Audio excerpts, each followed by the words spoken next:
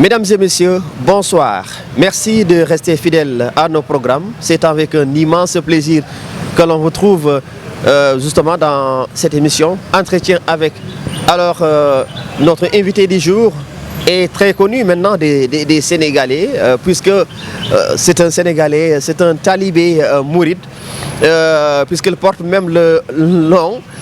Le professeur Khadim Rassoul Cham, professeur de classe exceptionnelle. Il était basé dans les îles d'Amérique, mais présentement il est au niveau de l'océan Indien, mais par moment il fait son bon comeback au Sénégal justement. Professeur, ça fait un immense plaisir encore une fois qu'on vous retrouve justement dans cet entretien avec votre chaîne Silo TV. Moi aussi c'est un plaisir malgré ma maladie. Oui. Je suis sorti de clinique il n'y a même pas 30 minutes, oui. Clinique Pasteur. Je suis suivi par le docteur Abdounian et le professeur Racine Khan. C'est moi qui ai fait le choix de venir me soigner au Sénégal. Oui. Parce que je fais partie des Sénégalais qui pensent que nous avons des synergies de haut niveau. Absolument, absolument. C'est pour ça que je suis venu tout simplement, quittant la zone australe. J'ai fait 20 heures d'avion pour venir me soigner au Sénégal. Ah oui, c'est... Donc on pourrait penser que j'ai les moyens de le faire, mais ce n'est pas grave. C'est tout simplement pour soutenir la démocratie sanitaire du Sénégal. Absolument. En sachant que j'ai des compatriotes qui ont des compétences de haut niveau comme les Blancs. C'est pour ça que je suis venu me soigner au Sénégal. Tout à fait. Et je ferai tout pour rester comme on a l'habitude de le voir quand je parle. Je ne donne pas mon opinion, je donne des avis. Absolument. Il faudrait que les Sénégalais s'habituent à cela. Il y a certaines personnes qui peuvent m'attaquer en pensant que je donne mon opinion personnelle. Non, non et non et non. D'accord. Je suis un scientifique de haut niveau, donc je fais des analyses par rapport à des paramètres que j'ai en face et je les analyse, je les critique et je donne un avis, mais par rapport à ça. D'accord. Mais mon opinion, elle est personnelle. Absolument, absolument. Mon opinion se verse tout simplement dans la vision khadimique. Voilà. Ça s'arrête là. Nous allons y revenir, la vision khadimique. Alors, professeur, vous savez, le monde entier, il faut le dire comme ça, est endeuillé, surtout dans cette partie du monde, la Turquie et la Syrie, où il y a eu vraiment un terrible tremblement de terre, avec de l'eau de victimes. On parle de plus de 22 000 morts. Alors, le bilan est énorme. Nous avons des compatriotes sénégalais également qui y sont. Professeur, vous êtes basé, n'est-ce pas, à l'étranger. Qu'est-ce qu'il faut dire justement sur cet événement tragique survenu en Turquie et en Syrie? Donc, tout simplement dire ce que tous les musulmans disent. Inna lillahi wa inna ilayhi raji'un.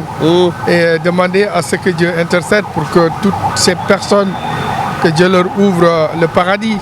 Et il faudrait aussi qu'on analyse les causes de ce séisme mais catastrophique. On a parlé du réchauffement climatique. Il faudrait aussi que ceux qui dirigent le monde fassent attention. Ça s'est passé en Syrie mais Turquie. Ça peut avoir aussi d'autres points de la planète. Tout à fait. Parce qu'on me parle de la montagne Pelée qui est en surveillance, on me parle de la soufrière. Et c'est seulement les hommes et surtout les dirigeants qui doivent prendre des décisions pour que le réchauffement de la planète que nous travaillons mais dans le sens de l'étouffer.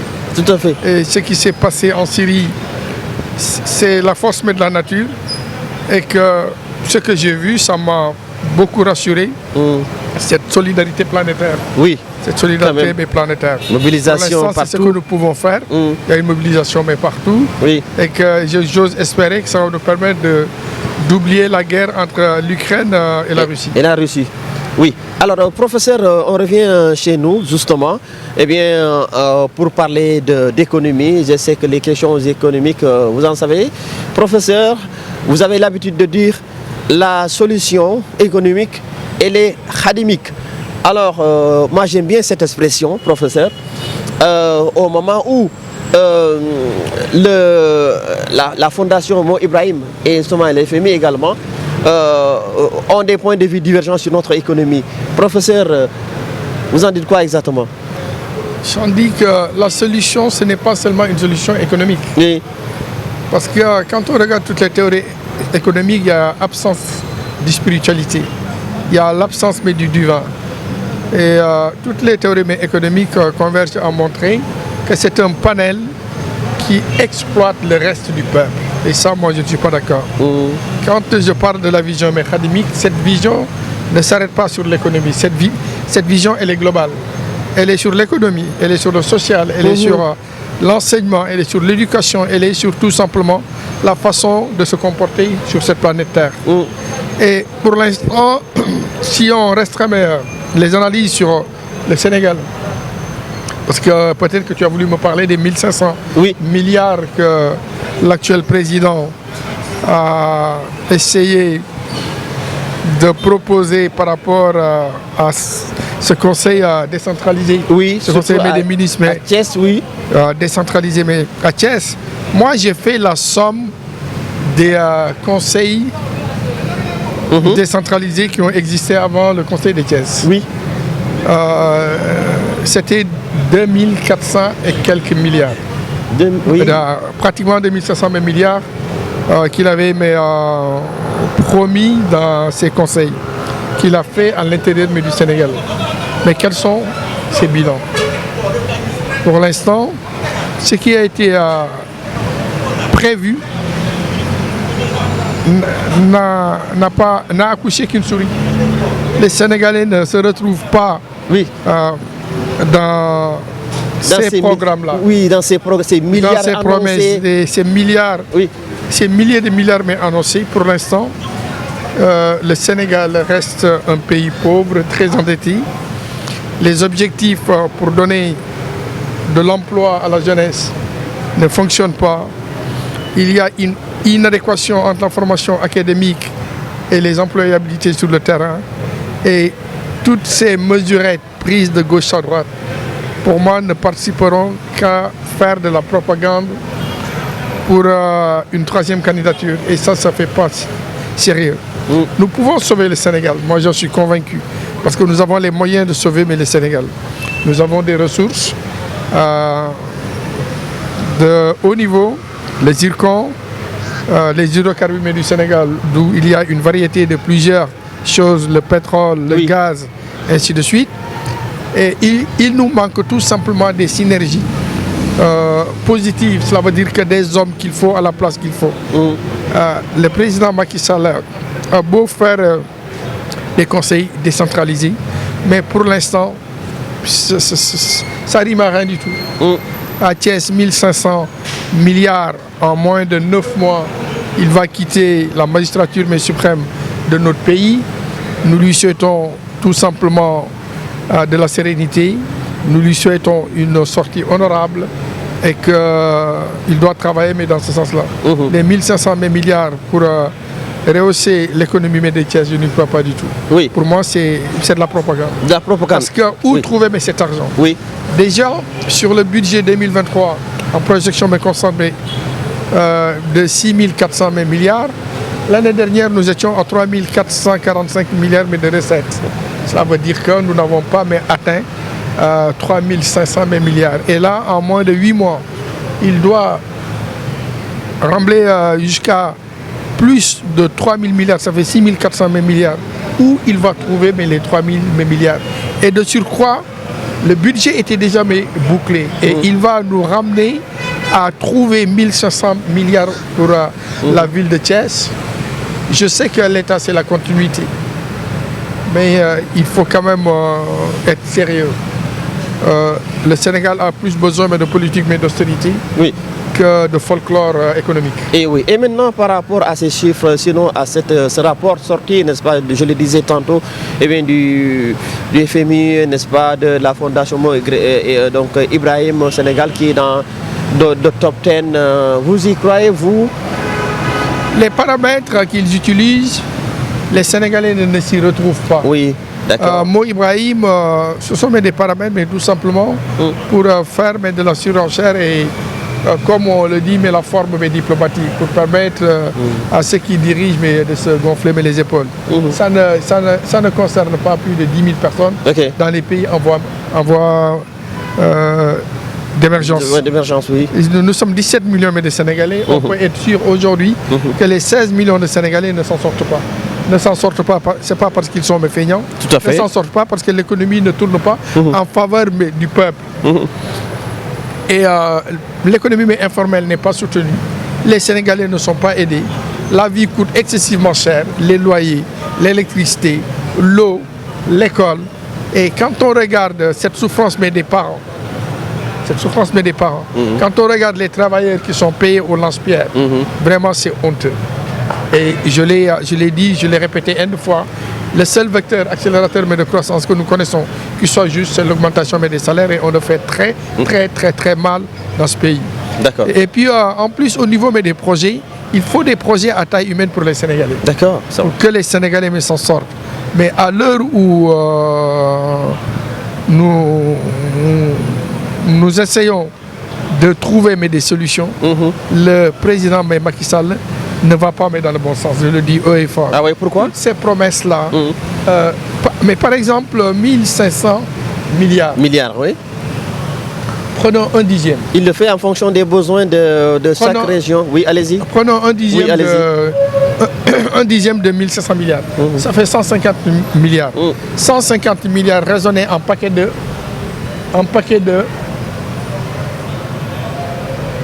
Oui. 1 million. 1 million. Parce que 1 milliard, c'est 1000 millions. 1 milliard, c'est 1000 millions. Donc, oui, 1000 donc ça me fait 150 000 paquets de 1 million. Oui. Imagine dans la ville de Thiès, on prend 150 000 projets de jeunes et chaque jeune, on lui donnerait pas, quand je dis me donnerait, c'est l'accompagner avec un projet de 1 million. Imagine, on prend les tailleurs, tous ces jeunes-là qui ont des métiers sur lesquels ils peuvent faire travailler ou former d'autres jeunes. 4 parcours de métier fois 4 parcours de métier, donc ça fait 5 personnes, fois 150 000, donc ça fait 750 000 activités salariales de proximité génératrices de ressources. Cela veut dire que 750 000 jeunes dans la ville de Thiès auront une activité sérieuse. Donc c'est mieux que d'aller faire des promesses de 1500 milliards. Et pour faire quoi à Thiès? Pour faire quoi? Oui, il y a certainement des besoins, vous venez de le dire, des usines, des entreprises, d'autres activités, comme vous venez de le dire également, qui peuvent, n'est-ce pas, régler sur place, n'est-ce pas, le problème lié au chômage. Regarde, les 1500 milliards. Imaginons qu'on réactive le réseau ferroviaire national. Cela veut dire qu'on va réouvrir les rails de Thiès à Bamako, de Thiès à Linguère, de Thiès à Louga. Ça va nous permettre tout simplement de diminuer le prix du lait, le prix de la viande, le prix du poulet. Ah oui. Parce que les bœufs qui sont à Linguère ou à Darayolof, quand ils seront transportés, ils vont faire que 3 heures. Ils ne vont pas perdre de la quantité mais de leur viande. Parce que les bœufs qui vont quitter Linguère, Darayolof pour arriver à Dakar, ces animaux vont faire à peu près 1 mois de marche. D'accord. Ça veut dire que 1 mois de marche, ils n'ont pas d'eau, ils n'ont pas suffisamment de nourriture. Ça diminue le poids de la viande. D'accord. Donc, il faut des actions sur lesquelles les Sénégalais ils vont se retrouver dans ces dynamiques économiques. Mais sinon, dire 1500 milliards, mais comme ça, sans donner des objectifs, des choses palpables, lisibles. C'est du fourre-tout. C'est du fourre-tout. Oui, d'accord. Alors, professeur, vous l'avez dit tout à l'heure, donc on pense que cette tournée, ce conseil des ministres décentralisé, n'est rien d'autre qu'une politique déguisée du chef de l'État en perspective de 2024. C'est sûr. Vous y croyez? Ça sent la propagande. Parce que quand on écoute Idriss Seck, qui est un allié mais du président de la République, il n'a pas été jusqu'au bout. Il a parlé en parabole. Il a dit mais clairement à Macky, fais ta valise et pars. Pendant 9 mois, tout ce que tu peux faire, c'est tout simplement essayer de ramener de la paix et de la sérénité dans ce pays. Et c'est ce que beaucoup de Sénégalais pensent. Parce que les Sénégalais ne veulent pas et ne veulent plus et n'ont jamais voulu quelqu'un qui fasse plus de 2 mandats. Oui. Parce que quand on regarde les propos de Macky Sall, quand on regarde la Constitution sénégalaise, l'article 27, l'alinéa 2, c'est clair, c'est limpide, nul ne peut faire consécutivement plus de 2 mandats. Oui. Donc c'est terminé. Oui, tout à fait. Donc il ne faut pas que le président Macky Sall écoute les rapaces alimentaires qui vont le pousser à la faute grave. Et la faute grave, c'est que s'il insiste, il y aura un bain de sang dans ce pays. Et on n'a pas besoin de ça. Oui, tout à fait. Il a fait des choses qu'aucun président, depuis que le Sénégal est le Sénégal, n'a pu me réaliser. Et des gens... C'est largement suffisant. Oui, des gens disent aujourd'hui Diamou Morgan, 3e mandat. 3e candidature. 3e candidature, oui. Oui, parce que moi je fais partie des intellectuels qui maîtrisent l'arithmosophie. D'accord. L'arithmosophie m'a donné la possibilité, dans la continuité des travaux de Cheikh Anta Diop, de pouvoir analyser et voir que, quoi qu'il advienne, Macky Sall ne pourra pas aller au-delà de 2024. L'arithmosophie, c'est de la mathématique, ça veut dire de l'algèbre, mélangée avec de la kabbalistique, de la numérologie coranique, des sommes pythagoriciennes. Et ça permet aux scientifiques, par rapport aux agrégats de certains pays, de faire des calculs qui ne se trompent pas et qui ne peuvent pas tromper le peuple. Quand on regarde la base des calculs numériques du Sénégal est de 5. Le Sénégalais dit ben ñaar ñett ñeent juróom ak ben ak ñaar ak ñett. Donc la base de calcul est de 5. Et quand on regarde la main, les 4 doigts là symbolisent dans l'arithmosophie les 4 présidents qui ont travaillé avec la France. Le petit doigt c'est Senghor, l'autre c'est Abdou Diouf. Là, c'est Abdoulaye Wade et là, c'est Macky Sall. Et ce que tu vois là, c'est la funiculaire qui les attache, le cordon qui les attache. 1, 2, 3, 4, 4 fois 5, 20. Senghor a fait 20 ans. Le premier ministre de Senghor est devenu président. Il a fait exactement le même quantum, 20 ans. Il reste 3. 3 fois 4, 12. Abdoulaye Wade est venu et voulait faire 5 ans. Finalement, il en a fait... Finalement, il a changé la constitution pour faire 12 ans. 12 ans. Qui est le premier ministre de Wade? Macky Sall.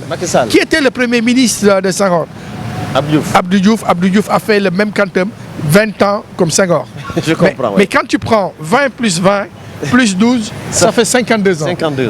Macky Sall est arrivé à être président à l'âge de 52 ans. Et la logique de l'arithmosophie montre que ce que le président a fait, son premier ministre va le faire. Ce président a changé la constitution. Ce président a fait 7 ans. Il a changé la constitution pour que la boucle se ferme. 7 plus 5, ça fait 12. Donc, 12 plus 12, ça fait 24. C'est le grand rendez-vous de la fin de cette funiculaire de 2024. Ça veut dire que quoi qu'il advienne, par rapport à cette arithmosophie, il faudrait que le président Macky Sall sache que ce que Cheikh Anta Diop lui a dit en 1982, que 30 ans après, Cheikh Anta avait prévu que Wade serait président. Et celui qui allait remplacer le président Wade allait subir 3 morts. La mort sociale, la mort politique et la mort physique. La mort sociale, quand il va parler, les enfants vont dire que ce qu'il dit c'est faux. Oui, tous. On n'y croit pas. On n'y croit pas. La mort politique, il va balayer tous ses amis qui l'ont mis au pouvoir. Et ça, tout le monde l'a vu. Il reste maintenant la mort physique. Et la mort physique, ça peut être l'émanation de son entêtement. Il faudrait que les 9 mois... qu'on n'en arrive pas à ça. Moi aussi. Il faudrait que les 9 mois qui restent, qu'ils se concentrent tout simplement pour quitter le pouvoir dans la sérénité. Oui. Et ça, c'est sortir avec la grande porte. Oui, alors donc pendant ce temps, son adversaire, hein, donc il faut le dire, hein, le chef de l'opposition aujourd'hui, en tout cas qui a un poids assez fort, Ousmane Sonko, qui vraiment gagne de plus en plus, n'est-ce pas, la confiance de bon nombre de Sénégalais. Mais Ousmane Sonko qui est mêlé dans une affaire judiciaire, alors il a même été convoqué, n'est-ce pas, au niveau des chambres criminelles. Il refuse de partir. Alors comment vous expliquez justement ce refus? Est-ce qu'il a le droit? Comment, professeur, vous l'expliquez? Ousmane Sonko n'a pas seulement gagné la confiance des Sénégalais. Oui. Il a gagné la confiance des Africains. Il a gagné la confiance de beaucoup de dirigeants démocrates de la planète. Donc ça, il fallait quand même le signaler. Et par rapport à l'affaire de Adji Sarr, oui. Moi, je trouve qu'il y a tellement de manquements que ce dossier ne mérite même pas la chambre criminelle. Il y a tellement de manquements. Rien que le rapport du médecin devait permettre à Macky Sall de dire au procureur, au juge d'arrêter ce dossier. Rien que ça. Et puis en plus, il y a quelqu'un qui a parlé et que j'ai entendu, qui est mon guide spirituel, c'est Mountakha Mbacké, qui a demandé au président Macky Sall, même si tu dis que le dossier, c'est pas toi, un jour ou l'autre, ça va arriver entre tes mains et il faudrait l'arrêter. Et je pense que cette sagesse, nous devons, mais Macky Sall devrait l'écouter. Et puis en plus, il y a quelqu'un, un bon Sénégalais, qui s'appelle Alioune Tine.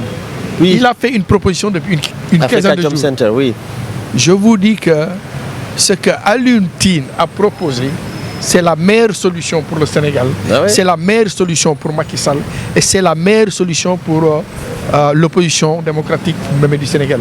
Il faudrait tout simplement un second dialogue national où toutes les synergies objectives mais du Sénégal se réunissent tout simplement pour trouver une solution aplanie, une solution sage, une solution qui va faire avancer le pays.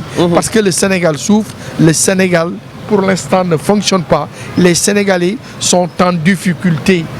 Personne n'a le droit de dire que ce pays marche. Ce pays ne fonctionne pas. La vie est très chère. Même s'ils ont pris des mesures, hein, donc allant dans le sens, n'est-ce pas, de la réduction de la cherté de la vie, il y a la diminution, n'est-ce pas, du coût du loyer, entre autres.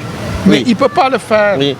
Il ne peut pas diminuer les primes et les loyers parce que ce n'est pas lui qui a investi. Il ne peut pas y avoir une loi en fixant que toi tu vas louer ta maison à tel prix. Non, non, ça dépend de la localité. Ça dépend de plusieurs paramètres. Tout à fait. Et l'objectif, ce n'est même pas le fait de diminuer les loyers.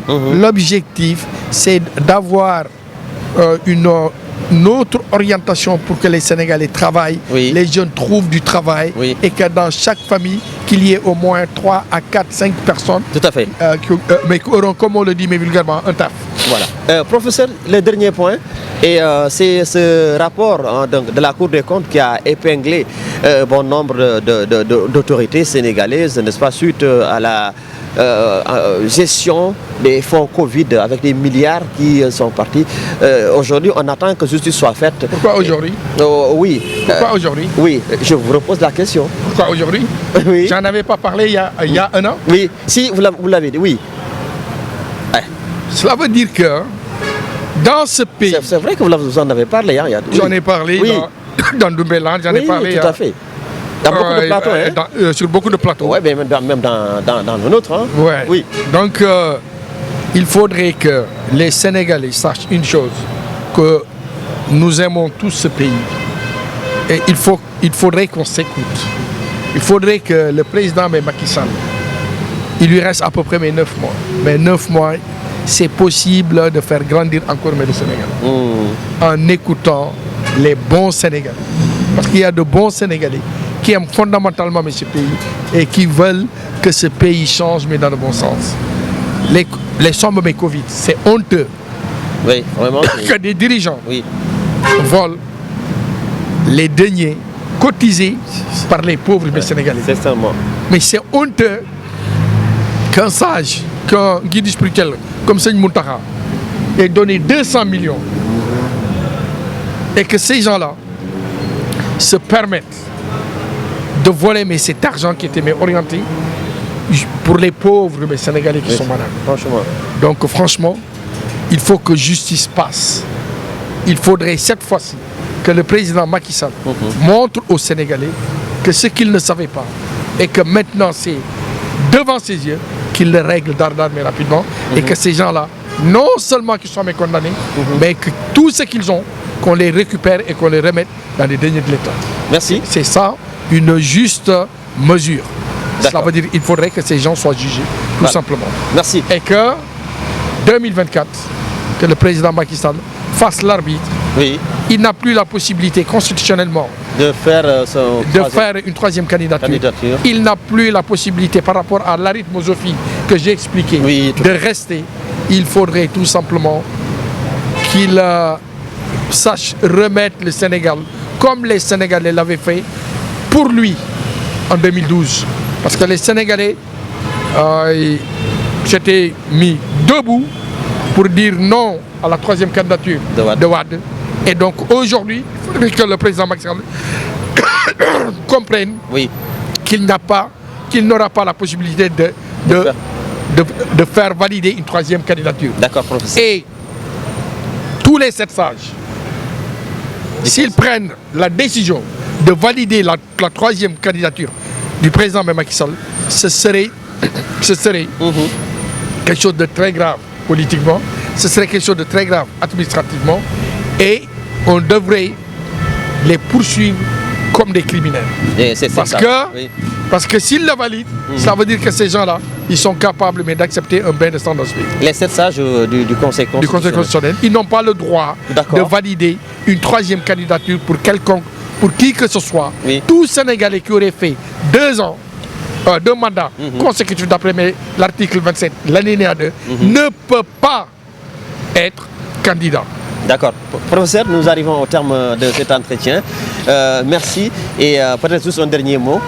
Le dernier mot, c'est que je demande à tous ceux qui vont voir cette vidéo de prier pour moi, parce que le professeur est malade depuis 2 mois. On est de tout cœur vraiment avec vous. Donc je suis sorti des cliniques parce que tu es mon ami. J'ai accepté cette interview parce que j'ai une affection particulière pour toi. Merci, je sais que tu aimes le Sénégal. Merci, moi j'aime le Sénégal. Merci. Mais sinon je peux le dire honnêtement haut et fort, j'ai refusé beaucoup d'interviews. Merci. Mais toi je ne pouvais pas te dire non. C'est pour ça que je suis venu. Merci. S'il y a quelque chose qui est visible dans ma maladie, je m'en excuse. Je n'ai pas fait exprès. Je vous remercie. Vive le Sénégal qui gagne. Merci beaucoup. Merci et que Dieu vous protège, professeur. Nous sommes de tout cœur avec vous. Vous venez de l'entendre. Le professeur Khadim Rassoul Thiam, toujours, n'est-ce pas, engagé, n'est-ce pas, pour le Sénégal. Il l'a dit tout à l'heure, malgré son état de santé assez fragile ces derniers temps, mais il a bien voulu répondre, n'est-ce pas, à notre interview parce qu'il sait qu'effectivement, nous avons besoin de lui, nous avons besoin également, n'est-ce pas, et bien de ces explications. Professeur, nous sommes de tout cœur avec vous. Et puis en plus, il y a une chose. Par la grâce de Dieu et de Serigne Touba Cheikh Ahmadou Bamba, Inch'Allah, on vous reverra encore sur d'autres plateaux et vous allez continuer, n'est-ce pas, à inculquer des savoirs, n'est-ce pas, et puis en plus, oui, allez, professeur. J'applaudis que le meeting de Ousmane Sonko ait lieu à Mbacké. Et ça, ça fortifie encore la démocratie sénégalaise. Oui, tout à fait. Donc ça, c'est très bien. Aujourd'hui, il est à Mbacké. Il est à Mbacké, donc ça, c'est très bien que le préfet soit revenu sur sa décision. Donc, merci. Ça rehausse notre démocratie. Merci beaucoup. Merci. Professeur, merci. En tout cas, on est de tout cœur avec vous, professeur. Mesdames et messieurs, donc c'est la fin de cet entretien. Nous avions comme invité le professeur Serigne Khadim Rassoul Thiam, professeur, n'est-ce pas, de classe exceptionnelle, qui est présentement au Sénégal, n'est-ce pas, pour des raisons liées, n'est-ce pas, à sa santé assez fragile. Nous sommes de tout cœur encore une fois avec cet homme, ce grand monsieur. Et merci à Ibrahima justement pour la réalisation et justement pour la partie technique. Mesdames et messieurs, on va se donner rendez-vous très prochainement dans un nouveau numéro de votre émission, n'est-ce pas, Entretien avec dans Sido TV. Passez d'excellents moments en compagnie de nos programmes. Au revoir.